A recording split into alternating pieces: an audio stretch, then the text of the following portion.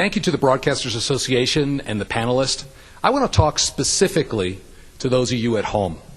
My name is Greg Gianforte, and I'm a businessman, not a career politician. 40 years ago, I fell in love with Montana on a backcountry trip. Susan and I have raised our 4 children in Bozeman. And nearly 20 years ago, we took a chance and started a company in our home.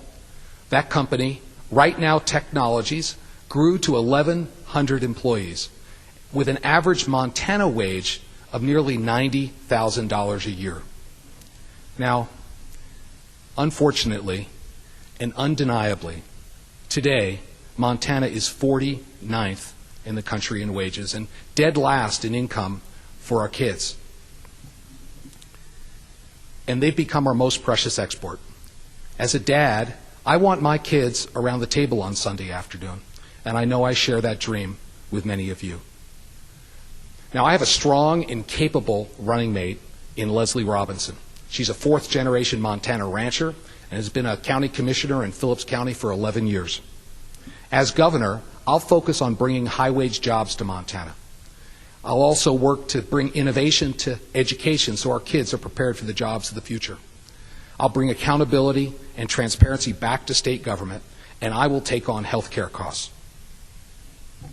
The best part of campaigning has honestly been traveling to every corner of the state.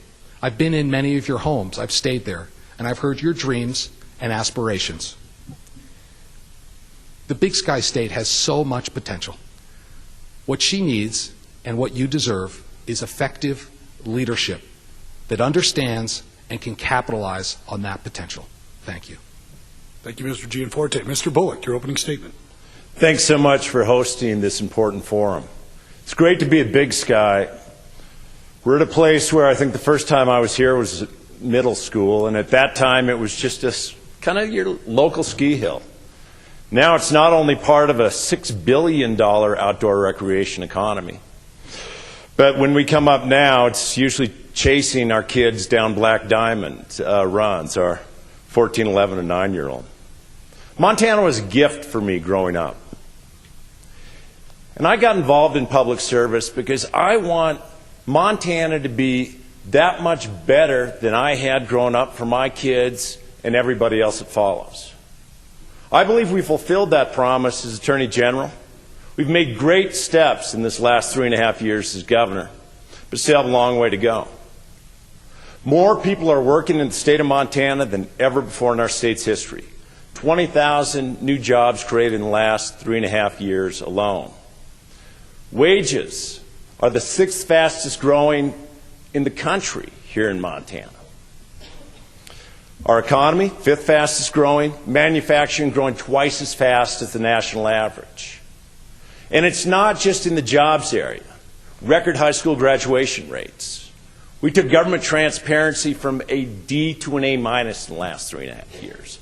And we have a lot more to do, and that's why I'm excited about running for re-election. Recently rolled out a plan to make sure that we're capitalizing on our public lands and the access to those lands and that outdoor recreation economy. Rolled out a plan that said, let's actually look at what our energy future is, and by bringing people together, like I've done time and time again, we can do that. Continue to transform what education looks like in Montana. We've made great steps. We have much more to do, and I'll do it the same way I have in the past. Bringing people together, responsible leadership, looking toward the future. Thank you, Mr. Bullock. Our first question this morning will be asked to Mr. Gianforte by Julie Wendell. Mr. Gianforte, as you have just said, Montana ranks 49th in wages, and that's true in the private sector jobs. In fact, according to the U.S. Labor Department, 50% of Montana's workforce makes $15 an hour or less. Our own minimum wage of $8.05 per hour nets an annual salary of only $2,000 over the national poverty level. As governor, what are your plans for improving the average wage in Montana, and what are your thoughts on raising the minimum wage? Okay. Thank you for the question. And you're right, that's why I'm running, to create more high-wage jobs, because unfortunately, an average college graduate in the state of Montana today makes $24,000 less than the national average. And As I've traveled the state, I've driven 40,000 miles now and stayed in a lot of homes and been in town hall meetings. This is the concern that I hear from Montanans, is that we want our kids to stay. Even if we raise the wage, the minimum wage, to $15 an hour, it's still hard to prosper on that wage. I'm more concerned about maximum wages, not minimum wages. The difficulty I have with a rush to the bottom is that increasing the minimum wage actually reduces employment opportunities in our society, particularly for those just getting started out. I will focus on higher wage jobs. In our business, we delivered $90,000 a year jobs, and they weren't just for techies. What happens when you bring a high wage job into a community, those families all build homes. That creates construction jobs. The other difficulty is you raise a minimum wage, you make it harder for businesses to survive. And as I've traveled the state and talked to small business owners, they're dying a death of 1,000 cuts from regulations, from higher cost, and from health care costs. We need to make it easier for small business people to succeed here in the state. Thank you, Mr. Gianforte. Mr. Bullock, rebuttal. We've taken some great steps increasing wages in Montana, but we still have a long way to go for certain. Now, ever since my opponent came out and said he was running because we're 49th in the nation in wages, there's been criticism about that. And that's not the Montana way. You don't build our state up by tearing it down. My opponent certainly knows that when he uses that calculation, it does include farmers, entrepreneurs, ranchers, some telecommuters. In fact, by excluding them, because they don't have W-2, it makes it all look like we are making less. Now, as I said, there are additional steps we can take. Certainly, number one state in the country for entrepreneurs, we need to continue. We need to be investing in public education. But you don't build our state up by tearing it down. We won't increase wages by blowing our rainy day fund. We won't increase wages by ultimately blocking public access. We won't increase wages by adopting discriminatory policies. Thank you, Mr. Bullock. Our second question will be asked of Mr. Bullock by Becky Hillier. Mr. Bullock, Montana's unemployment rate is currently 4.2%, down from a peak of 7.4% in February 2010. Now, we've seen a significant slowdown in energy production, and it's worth mentioning that according to the University of Montana's Bureau of Business and Economic Research, energy and mining make up nearly 20% of what drives Montana's economy. You've been governor for 3 years. What concrete steps have you taken to ensure that Montanans will have jobs in the event they lose them, especially for those employed in the energy sector who are threatened with losing their high-paying jobs? Sure. When it comes to energy, that is a significant part of our economy. More coal has been mined in the first 3 years of my administration than in the last 3 decades alone. But we're not immune from global markets and ultimately challenges in global pricing as well as other things. When it comes specifically to coal, when the Clean Power Plan came out, not only did I say that that was unfair, but I said that litigation should go forward, and we've supported that both from the Attorney General and the motion for reconsideration on that. Now, more than that, though, too, we need to be looking at the opportunities going to the future when it comes to energy production. That's why we recently rolled out an energy plan. I did the same thing that I was doing before the Clean Power Plan got put on hold. I brought Montanans together. And we can certainly see great things. I mean, coal, we have 20% of our nation's reserves. It will continue to be part of our energy future, but we have to figure out ways to use it that much better. And I've been working on that in Montana and as Western Governors Association actually across the country. We have incredible opportunities in renewables. We have the best wind, one of the best winds in the nation. We have increasing solar and energy conservation. What we need to do is look at all of these as the possibilities for the future, not just stick exactly where we are today. Thank you, Mr. Bullock. Mr. Gianforte, your rebuttal. Sure, thank you. Well, we've heard a lot about this great economy and all these jobs. The reality is different when you get out and sit down with people across the coffee table. Just this week we lost more jobs in Columbia Falls in the timber industry, and I've been out in eastern Montana I think over 15 times here in the last year. I've done town halls in Colstrip, and I've met with those folks who are desperately trying to hang on to their livelihoods. because this current administration hasn't stood up for natural resources industries. Let me say very clearly, I believe that we can develop our natural resources here in Montana and preserve the environment. We can do both. I was recently coming out of the Stillwater mine in Nye, and there were a dozen bighorn sheep grazing 15 feet from the mine entrance. I took a picture and I tweeted it out, and it said, you know, bighorn sheep investigate environmentally friendly Stillwater mine. We need new leadership in Helena that believes in our natural resources. Thank you, Mr. Gianforte. Our next question will be asked by Jay Cohn of Mr. Gianforte. Mr. Gianforte, in 2015, the state legislature voted to expand Medicaid coverage in Montana, and at last report that I read, over 48,000 people have signed up for that expanded coverage. The question is, do you support that expansion, or there are some lawmakers already thinking about trying to repeal it? You said this morning you want to take on health care costs. How exactly can you do that? Okay, thank you, Jay. It's important that we have a safety net in government for those people who can't take care of themselves. That legislation, of course, passed the House, passed the Senate, the governor signed it. It is law, it's in place. I wouldn't do anything to pull that carpet out from underneath those people with that service. I will say I do have some concern long-term about the overall cost of that program to the state. Because every time we add a cost, every time we add a regulation, every time we add a tax, it makes it more difficult for individual Montanans. And we've seen health care costs spiral out of control, double-digit expenses. And I firmly believe that jobs and opportunity, which is the number one thing we need here in the state, are only created in the private sector. They're not, sustainable jobs are not created by government programs. So the emphasis of my administration would be on creating high-wage jobs. In our regulation roundup, I toured the state, and I heard over and over again from small business people that the state government has developed a culture of enforcement rather than one of customer service. And I believe firmly that the purpose of government is to serve the people, not the other way around. And unfortunately, there's too much political inside stuff going on in Helena. We need to get out more and make it easier for businesses to create and thrive here in the state. Thank you, Mr. Gianforte. Mr. Bullock, your rebuttal. I was pleased to join Republican Senator Buttrey and so many others, from the Chambers of Commerce to Medical Association to hospitals to ARP, in getting a uniquely Montana program passed, the HELP Act, which brought our federal taxpayer dollars home and expanded Medicaid. I'll never forget going into the hospital in Shoto.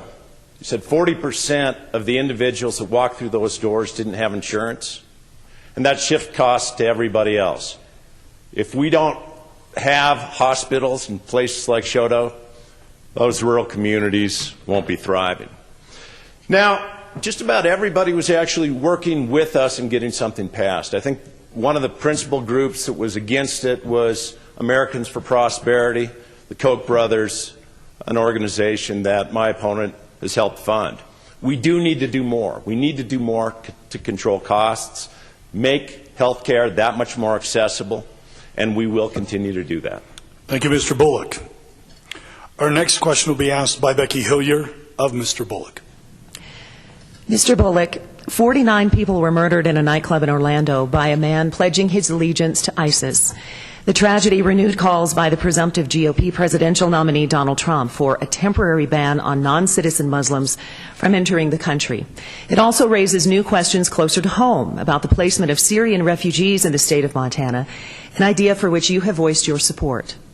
The president has pledged to resettle 10,000 refugees by the end of this fiscal year in September. In this day and age, we are tasked with balancing our open and welcoming borders with real-world security concerns because of radical ideologies around the world. Tell us about the safeguards you would put in place to reassure Montanans that the refugees would be properly vetted, and what would the resettlement look like moving forward? Would it be a long-term arrangement or temporary placement? Thanks for the question, Becky. Ultimately, both as Attorney General and as Governor, protecting the safety and security of Montanans has been a top priority, and will do so within the confines of the Constitution. said I voiced support for the refugees coming. Now, what I said is candidly that this is an issue, first of all, fear shouldn't define our values, and second of which, the Constitution doesn't place the ability to determine and define exactly who all comes into our state borders. Now, I will, as governor, do everything I can to make sure unvetted refugees do not come to our state. But I think we also have to take a responsible approach. My opponents propose that what we ultimately need to do is shut down the relocation centers. We've seen what's happened in other states because it is ultimately not the governor that gets to make the call of who comes through the borders. In those states like New Jersey that have shut down the relocation centers, refugees are still coming in, but the governor and the state has no idea where those folks are. That's not a responsible way to lead, and I won't lead in that respect. Thank you, Mr. Bullock. Mr. Gianforte, your rebuttal. Well, this is a really clear distinction between myself and my opponent, because I called from day one last fall when Obama forced this refugee resettlement program on the state of Montana to call an immediate halt. The governor has not responded. In fact, he said he would welcome these individuals. Now, my heart goes out to those families, young people and women who are dislocated because of war. We have this problem primarily because of a lack of leadership at the federal level, but we don't need to complicate it by bringing unvetted Syrian refugees into our state. I have concern for them, but it doesn't extend so far as to actually move them into our homes and our communities. This, even Obama's own CIA director said the ISIS, who we're currently at war with, is using these refugee programs to bring people into our country, and I've been very clear it would not happen on my watch. Thank you, Mr. Gianforte. Our next question will be asked of Jay Cohn of Mr. Gianforte. Mr. Gianforte, the Bullock campaign has tried to paint you as anti-access, pointing to the 2009 lawsuit in which you sued the state over an easement dispute on your property along the East Gallatin River. So here's an opportunity to clear the air on the issue. Are you anti-access, and how would you deal with this issue of wealthy landowners buying up land and blocking access to the general public? Yeah. So, Jay, thank you for asking the question, because I do want to set the record straight. My opponent is wrong on this issue. I've been a huge proponent for stream access. In fact, Susan and I, we have the closest public fishing access to downtown Bozeman on the East Gallatin River. And, Governor, I invited you to come out and fish, but you haven't shown up yet. You're welcome. There's usually 3 to 5 cars parked there every single day, all summer long. It's right on Manley Road. I'd suggest caddisflies at this time of the year, Governor. Let me be very clear. We have never blocked access to the stream on our property, and we have never sued the state to block access. This was a government mistake, and unfortunately, because we have a culture of enforcement in Helena today, it took us over a year to get FWP to come out to our location and walk on the ground and see what we're actually talking about. It amounted to a mistake on their part as to the location of an easement. We were on the property literally for an hour, and you know what they said? They said, "Oh, you're right, we're wrong, we'll update our records." And again, access has never been blocked, and we've never sued to block access. Now, I'm in Montana because of public lands. My wife and I think the best thing I ever did in my career was take Fridays off in July and August in the summer, and every weekend we'd head into the backcountry someplace. I will protect public lands. Thank you, Mr. Gianforte. Mr. Bullock, your rebuttal. As Attorney General, one of the first cases I brought was, or got to defend the state of Montana, was against out-of-state interests trying to eliminate our stream access laws. As Attorney General, helped pass the first stream access law in 28 years, about the same time that Mr. Gianforte was filing suit against the state. Thanks for the invitation, but the beauty is that's a public right-of-way. I don't need your permission. Now let's look at the facts. Ultimately, Mr. Gianforte, through his lawyer, Art Whittick, filed a lawsuit that said there are other places to get access, so this is unnecessary. This easement was never properly created, and this public easement, he filed suit against the state of Montana, and all of us, this public easement ultimately should be extinguished because it wasn't improperly created. Public access is a big driver of our economy. He's also given those groups that have joined without a state interest in suing to in-stream access. That'll never happen on my watch. Our next question will be asked of Mr. Bullock by Julie Weindel. Mr. Bullock, in a poll conducted by CNN that was released this week, support for tighter gun control laws have increased 9 percentage points after the Orlando terror attack. In fact, 91% of Americans say there should be at least some minor restrictions on gun ownership or the type of guns owned, such as assault weapons. In your term as governor, you have vetoed bills that have actually called for Montana to refuse to uphold any type of federal gun control. If elected to another term, how would you stand on any form of gun control or restrictions on buying a gun, and why or why not? Thanks for the question, Julie. That as Attorney General actually brought the state of Montana into the lawsuit as the Heller decision that first recognized that a Second Amendment is an individual right. I'm a strong proponent of our Second Amendment today and will always be into the future. I've worked as governor to pass laws. You reference a couple of vetoes. Ultimately, I will protect all Montanans' rights for the firearms, but I'm not going to extinguish common sense. Yeah, one of the laws said, well, anybody could carry concealed unless they're committing a crime. And the law that you referenced, Julie, ultimately we have sworn law enforcement officers in every single community across the state. We can't put them in a position, because they swear their oath to the United States and the state of Montana, to put them in a position where they can't enforce some laws based on the legislature's choosing. So ultimately, from my perspective, when law enforcement spoke up, that was one of the issues, and I supported law enforcement there. We don't need to abandon common sense, but we do need to protect our Second Amendment rights. I've been a strong advocate all the way along. The NRA called me courageous. I'll continue to be a strong advocate for our Second Amendment in my second term. Thank you, Mr. Bullock. Mr. Gianforte, your rebuttal. Well, this is another area of a clear distinction. There's only one candidate up here that's endorsed by the NRA, and that's me. I have an A rating from the NRA. My opponent has a C rating, and he has, honestly, a lousy record in protecting our gun rights. In fact, there's been 6 individual bills just in the last 2 sessions that he's vetoed.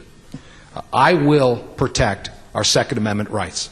He's also endorsed Hillary Clinton, who's committed to take our guns away. And she's also the one that says she's going to put a lot of coal miners out of work. We need to bring common sense leadership back to Helena that believes in the potential of Montana. Now, I understand that he's working hard to fight for his jobs. But unfortunately, as I've been over at the Golden Sunlight Mine or up in Columbia Falls or out in Colstrip, it might be better if we had a governor who was actually fighting for those jobs. Thank you, Mr. Gianforte. Jay Cohn will ask the next question of Mr. Gianforte. Mr. Gianforte, earlier this month, a Missoula judge paved the way for a lawsuit to proceed over the leaking wastewater ponds at Colstrip. 200 million gallons a year have been wastewater leaking into the aquifer there. The concern, of course, is that many of these companies, out-of-state companies, are going to leave the state and leave Montana and the taxpayers here with the task and the bill for the cleanup. How can you address those concerns, and what is your vision of the Colstrip plants and the hundreds of jobs that are at stake there if those plants are shut down? Okay, thank you. So, no one cares more about the environment than I do. My wife Susan and I, we raised our kids here, a lot of it in the backcountry. I first came here my second trip in 1980. I hiked all the way from Spotted Bear to Lincoln and joined our public lands, and I will protect that public land access. But I do believe we can responsibly develop our natural resources and protect the environment both. We had some, it was a little bit of the Cowboy West when we started with our mineral extraction back way. You look at some of the things that have happened in Butte and elsewhere, but the rules have changed. They're very stringent. And we can do both. Now, I don't believe we've approved a new mining permit in the state of Montana in almost 30 years. I had a chance to tour up in the Montanore mine, and there they've spent $116 million and over 11 years and still don't have a clean permit, and ultimately had to sell the mine to Hecla, who's been working for 18 years to try and get a permit. Under my opponent's administration, Arch Coal, the state took $86 million from Arch Coal and then never issued a permit to dig the coal out of the ground. Now, the difficulty with that is it doesn't send a very warm and fuzzy signal to businesses that are going to invest here. We need to do more in Colstrip. I'll be working with other governors to push back on the federal overreach that's strangling that industry, and we need to make sure that those people continue to have jobs there. Thank you, Mr. Gianforte. Mr. Bullock, your rebuttal. There will be a future for Colstrip. As I said, we have 28% of our nation's coal reserves. We ultimately will continue. Coal will be part of our energy future. We can figure out ways to use it, and folks are working on that in a less carbon-intensive manner. I've met with the owners that are losing millions of dollars and said, what are the next steps? I've brought folks together to take those next steps. And natural resources is an incredibly important part of our overall economy. Like this notion of Otter Creek that my opponent brings up. Sometimes there's an attitude among some that if they just pay enough money, they should get whatever they want. Be that stream access, be it coal mine permits. Ultimately, what they paid for was the right to get a permit. We had been waiting for them to provide the information that showed that it wouldn't dewater Otter Creek, jeopardizing the farmers and ranchers and folks that have been there for centuries. Thank you, Mr. Bullock. Our next question will be for Mr. Bullock, and it will be asked by Julie Weindel. While the high school graduation rate reached a high of 85% this year, there are still issues facing education and educators in Montana. Montana ranks 35th in educational spending per capita and 40th in state and local revenue per student. And while more students are graduating from high school, Montana ranks dead last in the country for average daily attendance of our K through 12 students. Daily attendance figures for Montana are 74% of enrolled students. In 41 states, that percentage is 90% or higher. Now, as governor, you have been very outspoken on early childhood education and post-secondary education. How will you continue to address the education issues in elementary and secondary schools, and what more needs to be done? Thanks for the question, Julie. I believe our public education system really is one of our great equalizers. It takes whoever you are and provides them the opportunity to become that much more. And as you pointed out, more kids are graduating from high school than ever before in our state's history. Record graduation rates, but also record investments. I was pleased that I could come together with Republicans and Democrats in our first legislative session. We're investing more in our K-12 system than ever before. And it's not just about the dollars. Dual enrollment, high school kids getting college classes while still in high school, has over doubled since I became governor. We're investing more in career and technical education. We're showing kids pathways to go to the future. And ultimately, as you pointed out, we're one of, I think, 4 states that haven't made investments in early childhood education, notwithstanding the fact that we know what a difference that it can make for our kids. Now, ultimately, though, the answer is to continue to improve this public education system. It's not to dismantle it. My opponent has time and time again funded the groups in our state legislature that wants to divert money from our public education system into the private side. I'm fine, and I think it's wonderful, anybody that wants to send their kids to private school, but you shouldn't do it on the backs of our public school kids. At the same time, as you point out, Julie, we're not investing as much as other states are. Thank you, Mr. Bullock. Mr. Gianforte, your rebuttal. Well, I'm a huge advocate for public education and all education, but we can do better. Today in Montana, only 23% of high school grads are proficient in reading, writing, math, and science. Also, at our universities, we have great teachers and good programs, but only 45% of young people that enter these 2- and 4-year degree programs graduate in 6 years. This is why I rolled out my Learn to Earn education program. It includes bringing computer science to every high school. I think this is important. High tech is the fastest growing industry here in the state, and it's a way to keep our kids here and create brighter futures for them. I also think we need to do more in trades education. That's why we started the Gianforte Manufacturing Scholarship to help veterans and low-income Montanans create brighter futures. There's much more we can do in education, and we need to work together to do it. Thank you, Mr. Gianforte. Becky Hillier will ask our next question of Mr. Gianforte. Mr. Gianforte, federal statistics show the violent crime rates on American Indian reservations can be 20 times the national average. In 2009, at the urging of tribal leaders, the Tribal Law and Order Act of 2010 was signed into law. It was federal legislation meant to provide financial resources to better address the problems of crime and abuse facing our reservation communities. That was 6 years ago. The Bozeman Chronicle reported earlier this month, Montana lawmakers joined members of the Crow Indian tribe in calling for more transparency from federal investigators regarding open criminal cases on the reservation. How would your administration tackle this issue? What steps would you take to make sure there was more transparency and accountability when it comes to crimes and abuse on the reservation? Yeah, thank you, Becky. So I've invested quite a bit of time building bridges to our Native American communities. I've been on the Crow Reservation, Northern Cheyenne, Fort Peck. I've spent a couple of days last fall, Fort Belknap, Rocky Boy, Blackfeet, and the Flathead. We have an obligation to come alongside tribal leaders to improve outcomes there.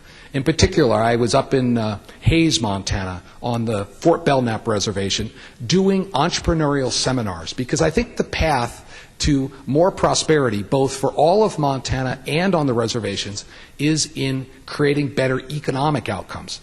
There is very little private sector opportunity on these reservations. And I was very pleased to work with a gentleman who came to me and said, "I'd like to start a business, would you help me?" I came alongside him there in Hayes and kind of coached him through it. And of course, you know, I'm a big proponent of bootstrapping. That's why we started the whole Bootstrap Montana program that provides zero interest loans to low-income Montanans and rural entrepreneurs who want to start businesses here.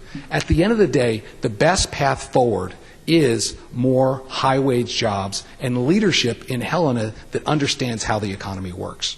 Thank you. Mr. Bullock, your rebuttal.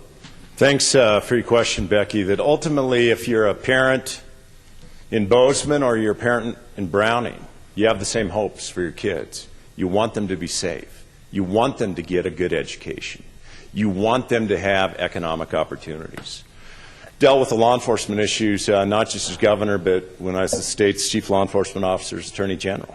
And there are jurisdictional challenges. But I'm pleased that we've worked in a government-to-government relationship with all of our Indian nations. I'm pleased that we actually brought the tribal colleges, and for the first time ever in history, they're meeting with our 2- and 4-year colleges. We're figuring out pathways so that programs that might be at a 2-year college is also at a tribal college. Pleased that ultimately we have apprenticeship programs just limited toward the tribal colleges.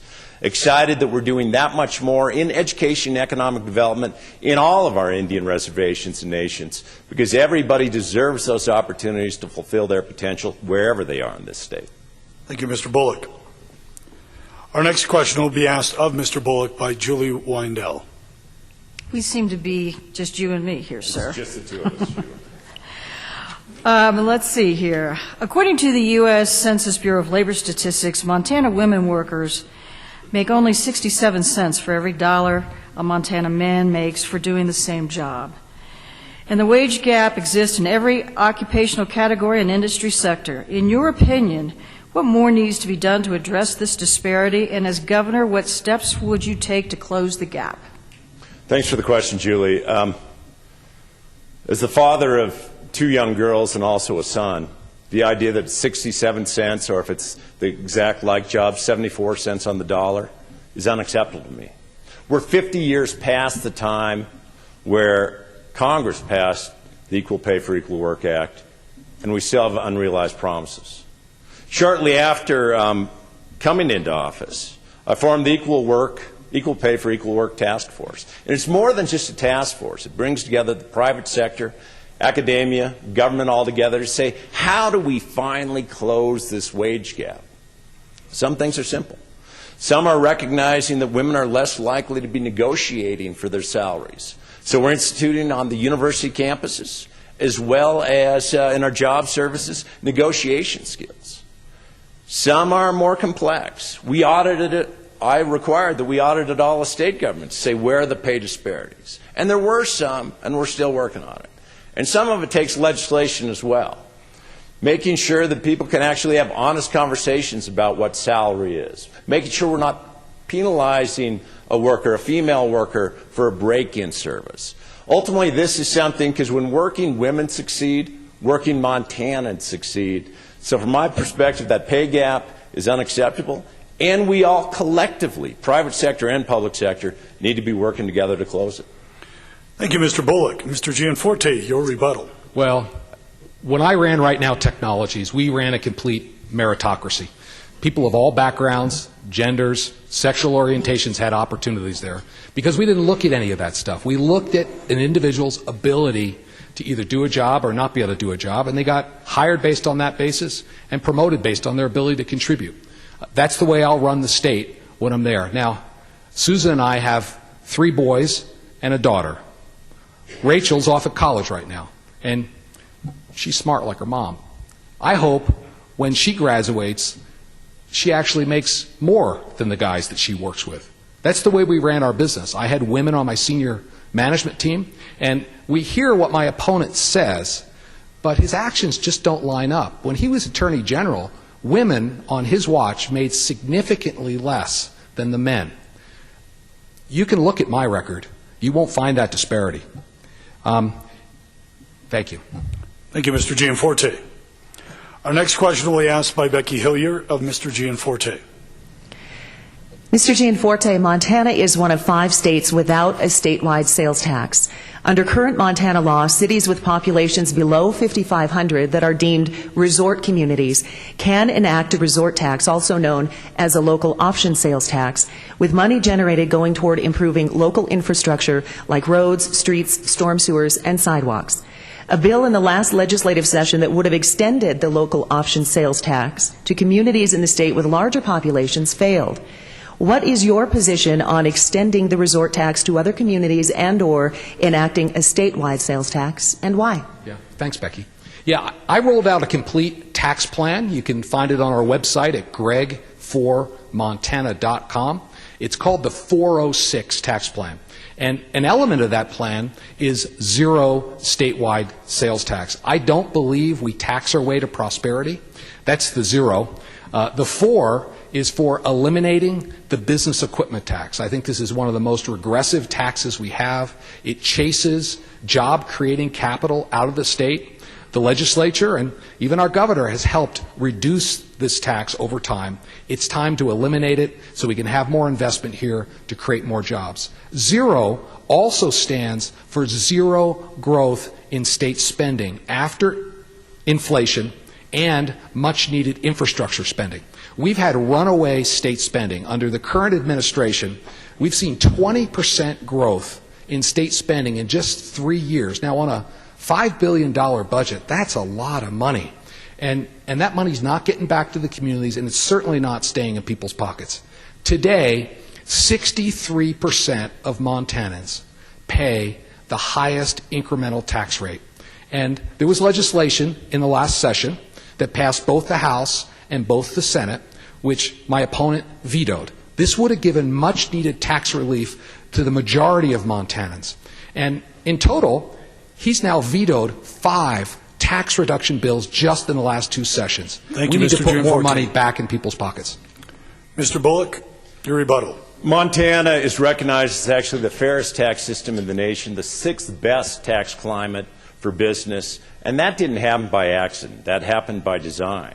We've worked with Democrats and Republicans to have a solid budget, fiscally responsible, that meets the needs. And as my opponent mentioned, that we actually eliminated the business equipment tax for 2/3 of the companies that pay it. I've looked at this 406 plan. I think it's irresponsible. And I'm not sure he has the right area code. Maybe it's more like the 206 plan, Washington State. $206 million each and every year in cuts to big companies, out-of-state corporations, and folks that are a heck of a lot wealthier than most. Say goodbye to that rainy day fund. Say goodbye to additional investments in infrastructure education. Maybe it's the 856 plan. That's an area code in New Jersey, because New Jersey had 8 credit downgradings in 5 years after a tax plan like this. We're the 6th best tax climate for business. I want to continue to keep it that way. Thank you, Mr. Bullock. Our final question this morning will be asked of Jay Cohn. Mr. Bullock. Final question for the whole thing? Yes, sir. Well, let me move forward then. Get the real tough one, huh, Jay? Mr. Bullock, everyone agrees that Montana needs to do something to address the state's infrastructure needs, yet there's been little progress over the last few years. Many people are citing your lack of leadership on the issue as the reason infrastructure bill failed in the last legislature, and you vetoed an infrastructure bill for eastern Montana in 2013. So the question is, if reelected, can you assure voters that infrastructure needs will be addressed in spite of the fact that it looks like the GOP is going to have majorities in both the House and the Senate in Helena? Thanks for the question, Jay. I was extremely disappointed last legislative session when a bipartisan effort carried by Senator John Brendan from Scobie died on the last day of the session. As the Speaker said, some folks, it was more about wins and losses in Helena than it was ultimately in the needs across our state. This isn't about wins and losses in Helena. We have significant needs all across our state for infrastructure. I proposed a plan. It's a $200 million plan, a responsible mix of cash and bonding. And it's also a trust so that generations from now, or years from now, when I'm no longer in office, we won't be using this as a political football. I'm disappointed that I'll have to go in to the next session, recognizing that ultimately a bill passed 47-3, lost by 1 vote. So I'd ask when we talk about leadership, when they said that ultimately it was about wins and losses, my opponent gave money to most of the folks actually that voted against that bill when we needed 1 vote. 1 vote. Did you ever, Mr. Gianforte, give a call to Art Whittick, your lawyer on the stream access stuff, from Gallatin County, who voted against that measure? If we would have gotten 1 more vote, we wouldn't be in this place this next session. We'll continue to make those efforts, and we'll bring folks together to do it because the needs are significant all across our state. Thank you, Mr. Bullock. Mr. Gianforte, your rebuttal. Well, this is what you get from a career politician. Let's go over the facts. In 2012, my opponent campaigned incessantly on the need for infrastructure. Yet, in the 2013 session, he vetoed the infrastructure bill. And then again in 2015, he vetoed the infrastructure bill, only to resurrect it out of his trash can in his governor's office and claim it as his own idea. The exact bill he vetoed in 2015 is the one he's now proposing. And he asked me a question. My question for him is, why'd you flip-flop on that one, Governor? I know, I've been out in eastern Montana. In Culbertson, the water bills for a single-family home are $1,200 a year. And because there was no help from Helena, their bills are going up 18% this way. Rural Montana feels forgotten, and we need new leadership in Helena. Thank you, Mr. Gianforte. And thank you, candidates, for answering the questions today from our panelists. This time we'll move forward to the closing statements. Mr. Gianforte will start. He has 3 minutes to make a closing statement. Mr. Gianforte. Okay. Well, thank you. I'm running for governor because all of us want our kids around the table on Sunday afternoon. And I'm running because this is the best place to hunt and fish and trap, and I want to make it the best place to work and raise a family. We've heard claims today about how low unemployment is and how great the economy's doing, but it doesn't change the fact that Montana today is 49th in the country in wages and dead last, 50th in wages for our young people. And unfortunately, they've become our most precious export. But I've got a plan. I will create, attract, and retain high-wage jobs. Specifically, I will push back on federal overreach. I will eliminate burdensome regulations, and I will lower taxes for all Montanans. And I will get infrastructure funded for the communities that need it so desperately. Secondly, I will relentlessly innovate in education so that our kids have an opportunity at the jobs of the future. This is why I've called for computer science education in every high school, and why there'll be more emphasis on trades education, because construction and manufacturing create good, paying, noble jobs. I'll also bring accountability, transparency, and a culture of customer service back to state government. And culture starts with leadership. That's why I've called to appoint new leaders for our state agencies who have actually walked in the shoes of the people they're trying to serve. And finally, I'll take on health care costs. We'll preserve the quality of our health care, we'll preserve rural access, but we'll also have to bring costs down. Now, Susan and I have raised our 4 kids here in Montana, backpacking, hunting, and fishing in the backcountry. And we love this state. I'm an avid outdoorsman, and I'm endorsed by the NRA. I will fight to preserve our Montana way of life. This is really a clear choice. You've got a business guy, and you've got a career politician.